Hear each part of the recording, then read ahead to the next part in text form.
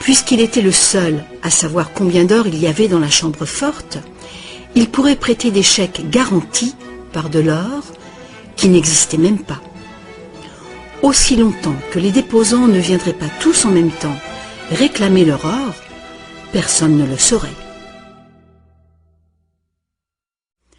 Ce nouvel arrangement fonctionnait à merveille et le banquier est devenu immensément riche avec les intérêts payés sur de l'or inexistant.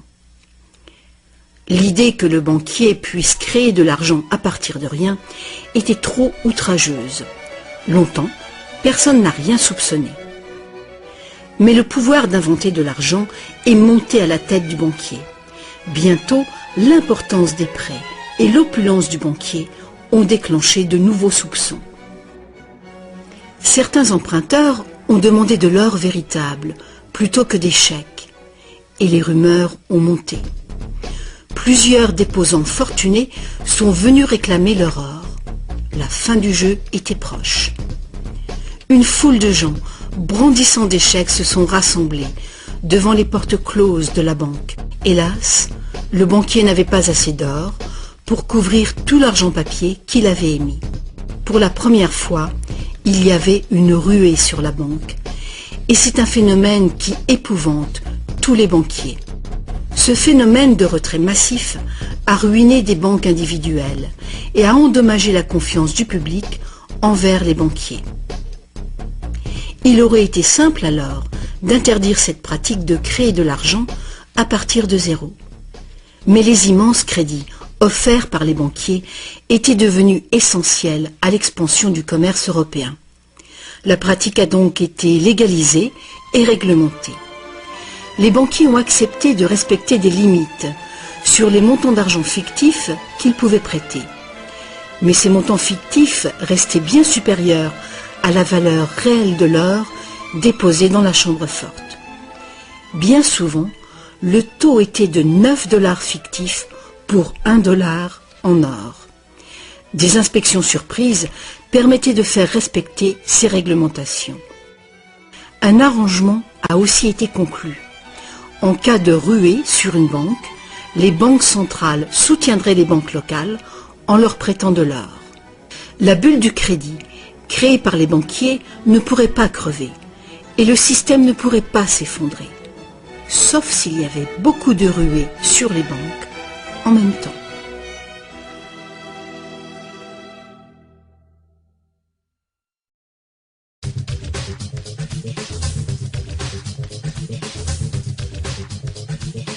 Petit à petit, le système de réserve fractionnelle, soutenu par une banque centrale, est devenu le système monétaire dominant dans le monde. Et la fraction d'or qui garantissait l'argent créé par le processus de dette est progressivement arrivée à zéro. La nature même de l'argent a changé. Autrefois, un dollar en papier était en fait un reçu avec lequel on pouvait réclamer un poids fixe d'or ou d'argent. Actuellement, un dollar papier ou un dollar numérique peut uniquement être échangé pour un autre dollar papier ou un autre dollar numérique. Autrefois, le crédit créé par une banque privée existait sous forme de billets de banque privée. Les gens avaient le droit de refuser ces billets, tout comme ils peuvent refuser un chèque personnel aujourd'hui. À présent, le crédit créé par une banque privée est légalement convertible en devises fiduciaires émises par le gouvernement, comme les dollars, les livres sterling ou les euros. Les devises fiduciaires sont des devises créées par un décret gouvernemental. Des lois en font la monnaie que les citoyens doivent accepter pour paiement. Alors la question subsiste. Si les gouvernements et les banques peuvent tout simplement créer de l'argent, combien y a-t-il d'argent dans le monde? Autrefois, le montant total d'argent était limité par les quantités physiques des éléments utilisés comme garantie. Par exemple, pour créer plus d'argent basé sur l'or, il fallait trouver davantage d'or. À présent, on crée vraiment l'argent à partir de dettes. Chaque fois que quelqu'un fait un emprunt à une banque, de l'argent est créé. Le montant total d'argent qu'il est possible de créer n'a qu'une seule limite réelle, le montant total de la dette.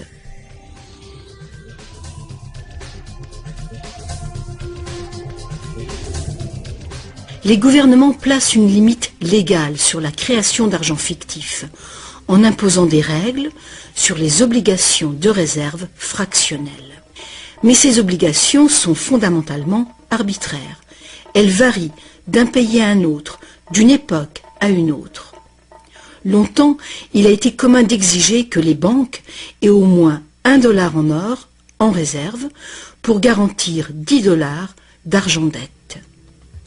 Aujourd'hui, les ratios de réserve minimale ne s'appliquent plus du tout au rapport entre argent nouvellement créé et or en dépôt. Elles s'appliquent uniquement au rapport entre argent nouvellement créé et argent existant. Aujourd'hui, les réserves d'une banque sont faites de deux choses. Le montant en devise bien réelle qu'elle a déposé à la banque centrale et le montant total de son argent-dette. Petite illustration. Imaginons qu'une nouvelle banque vient de démarrer et qu'elle n'a pas encore de déposant. Mais ses investisseurs ont déjà fait un dépôt de réserve de $1111,12 en cash. Le ratio de réserve est de 9 pour 1. Étape numéro 1. La banque accueille son premier client pour un emprunt.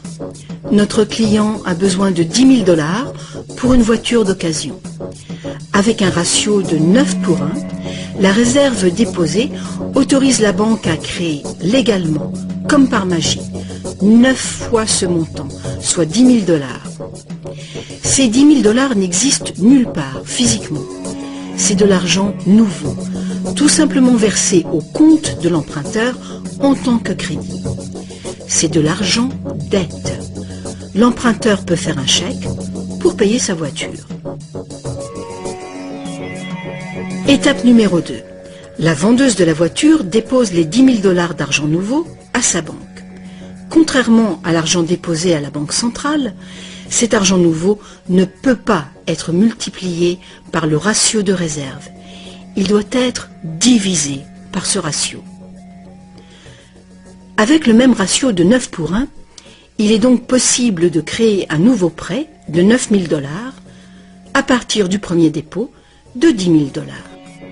Étape numéro 3. Si ces $9 000 sont déposés par une troisième personne, à la même banque ou dans une autre banque, ils permettent légalement un troisième crédit bancaire, cette fois pour $8 100.